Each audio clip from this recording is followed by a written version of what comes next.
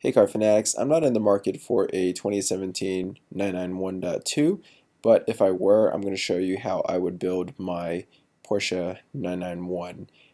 So I looked through the different models. There are 16 different variants of the 911. I think the top car I would pick would be the 911R because it's naturally aspirated. It comes in a manual transmission, and I think it's the all-around perfect car for just driving on the streets and taking it to a track occasionally. But for all intensive purposes, if I were to buy a 911, it would probably be the 911 Carrera S. I do like the way the two-wheel drive cars drive. I really like the wide body of the 4S, but I think for what I need in my driving style, a two-wheel drive model would be perfectly adequate. So let's go and cover the differences of the latest 991.2 over the 991. The front end is now chiseled with some lines running down the bumper. We also have an updated bumper and new LED lights. I think it looks a lot sleeker. Moving on to the back, I think this is the most noticeable change. So starting with the vents on the engine, we have vertical slats instead of horizontal ones. Additionally, these are black. We get these 3D taillights that were kind of taken from the Porsche Macan, and the car also gets a new rear bumper with some cool air vents at the bottom. Onto the side of the car gets a new 20-inch wheel design, very similar to the old one, but the spokes are slimmer and a little bit more chiseled. And the interior, it's mostly the same. You do have the upgraded PCM system. You do have a new steering wheel design, but you do have the option to add the 918 Spider steering wheel in here. All right, so let's start with the first and perhaps most important choice you'd be making, and that's the color. So the standard colors, you do have 4 different ones to choose from: black, white, yellow, and red. For me, I would probably go with one of the metallic colors. It is an additional $700 for it, but I think it's worth it. Now the special colors, it's a pretty pricey option. I'm not really a fan of any of these colors, except for maybe the carmine red. But from my experience, I think having a car in a light color makes it that much easier to take care of. Swirl marks and other scratches just aren't as noticeable. I wouldn't necessarily get white because white doesn't really have that pop when you clean the car. So I would probably consider either the Rhodium Silver Metallic, the GT Silver Metallic, which is a bit darker, or the next shade up, which would be the Gray Metallic. There's also this new Graphite Blue Metallic, kind of a strange color. I would definitely have to see it in person, but for the purpose of this build, I'm just going to stick to the GT Silver Metallic. It's a tried and true color, and I think the Porsche looks great in it. Now we're going to move on to the wheel options. I actually really like the standard wheels. I actually think they look better than the optional Carrera Classic wheels. They look much better than the turbo wheels. I'm not a big fan of this design. The only wheels I would really consider would be the 20-inch RS Spider wheels. However, it is an additional nearly $2,400, and I have a $20,000 budget for options in this particular build.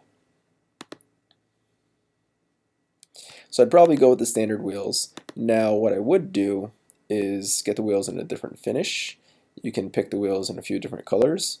I wouldn't go with black necessarily. I think black can look okay, but a lot of times it just looks like the wheels have disappeared. The type of black wheels I do like are ones with a polished lip on the outside, which I have in my car. I think that looks particularly clean. For this car, I would probably just build it with the platinum satin wheels. I think that looks pretty good.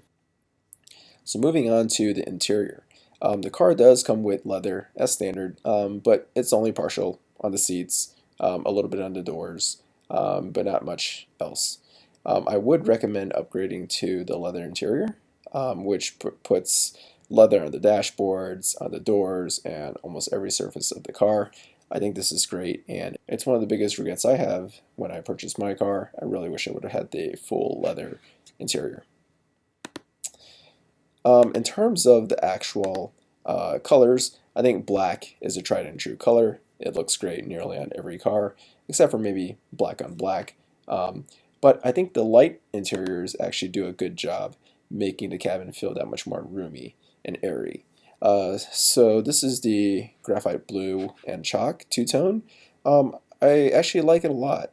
I would possibly consider this color. One thing I don't like about the light color seats is that it doesn't look too great when you see the car from the outside. And additionally, the really light interior might make it a bit more difficult to keep the car clean. So I would probably either check out the car with this black and Luxor beige interior. I think this is a pretty classic look. It's definitely a little more, I would say, mature than some of the other colors. The other color I would consider is black with the red Bordeaux seats. I think this looks really classy. I think the all red interior, on the other hand, is just a bit too much. So I would probably go with either the black and red or the black and beige. But for now, I'm going to stick with the black and red. Now let's talk about the seats. The car does come standard with some four-way power adjustable seats. This is what they look like. You have some side bolstering, but no bolstering up top for your shoulders. Additionally, you can get the Sport Plus seats, which give you that extra shoulder bolstering.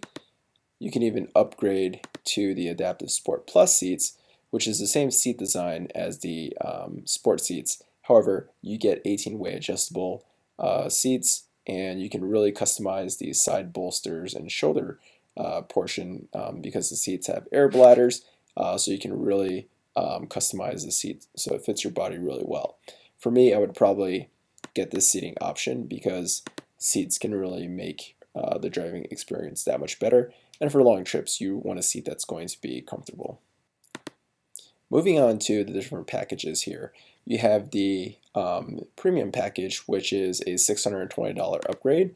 Now what this gets you are the Porsche dynamic lights. So these are the same HID lights, however, they're dynamic, so when you corner, the lights will turn with it. You also get the automatically dimming mirrors, heated front seats, so this is a pretty good bargain. Let's see what the Premium Package Plus gets you. So on top of the headlights and the automatically dimming mirrors, you also get heated seats in the front as well as ventilated seats. And then you also get the lighting package. For me, I think all of this isn't necessary. I would probably just save the money and go with the premium package. So let's go ahead and add this to the car. Now, one thing we'll notice with the headlights is that when you get the dynamic headlights, they actually come in a black housing. I think this looks really good compared to the standard one. If I just take this package off, you can see what the regular headlights look like. Now, equipping the car with the Premium Package Plus, we can check out the car with the dynamic LED headlights.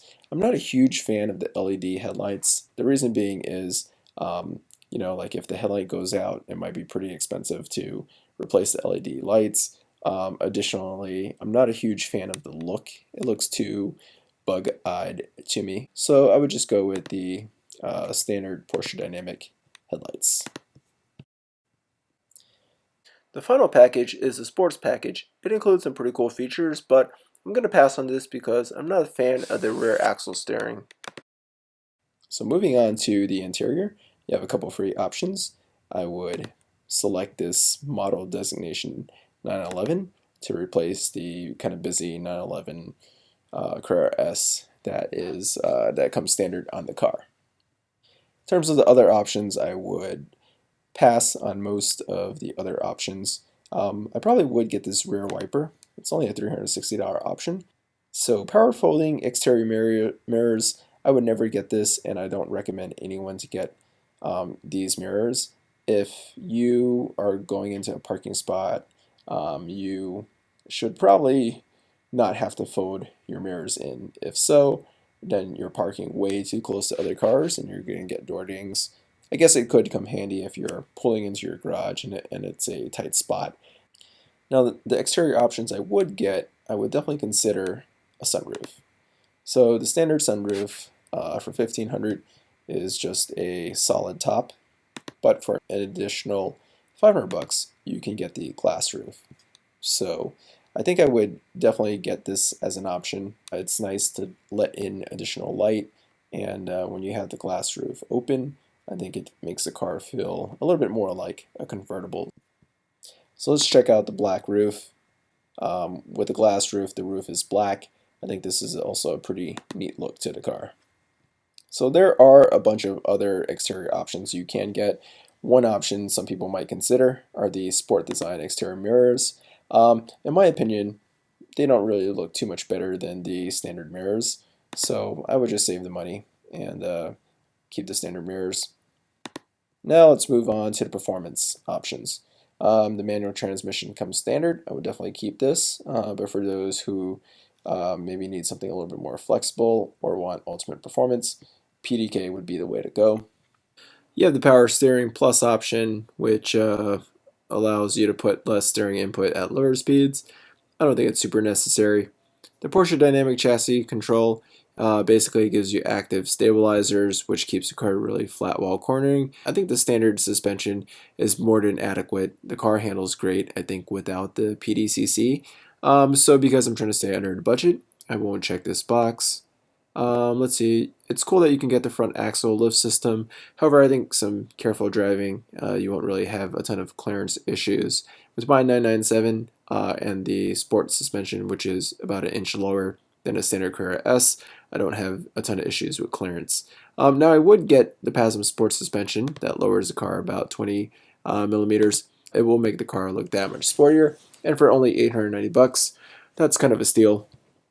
I would get the Sport Chrono package. Let's take a look at what that gives you. So you get dynamic engine mounts, which will allow the car to handle better. You also get a normal, Sport, Sport Plus, and an individual driving mode. I think this is pretty cool. For the PDK, you also get launch control, and for the manual transmission, you get automatic throttle blipping when you downshift. So I think this is a cool feature. This is a cool feature. I would definitely get it to enhance the experience of the car. The final performance option here is the Sport Exhaust. It gives you two tailpipes instead of the quad tailpipes in the center. And it allows you to select from the normal mode and also the sport mode, which will give you a nice deep throaty sound. Moving on to the interior options, I really like the adaptive cruise control. This basically speeds and slows down the car for you based on traffic, but I'm a bit disappointed to find out that it's only available on cars equipped with PDK, so I won't be getting that. The lane change assist, this gives you blind spot detection. For 850 bucks, I think this is a pretty cheap option considering it's going to keep you that much safer on the road. You have a few other options here, lighting and so forth. I don't think that's needed, but I would get the heated multifunction steering wheel, and I would also probably get the 918 steering wheel. And since the premium package only includes heated seats, I would also get the ventilated seats. This is going to help keep me cool in the warmer months. And in terms of the interior options, that's all I would get. You have a few options for getting different interior bits painted, but I think it's unnecessary. You can also get your dials and your gauge cluster in different colors. I think I'm fine with the standard black dials.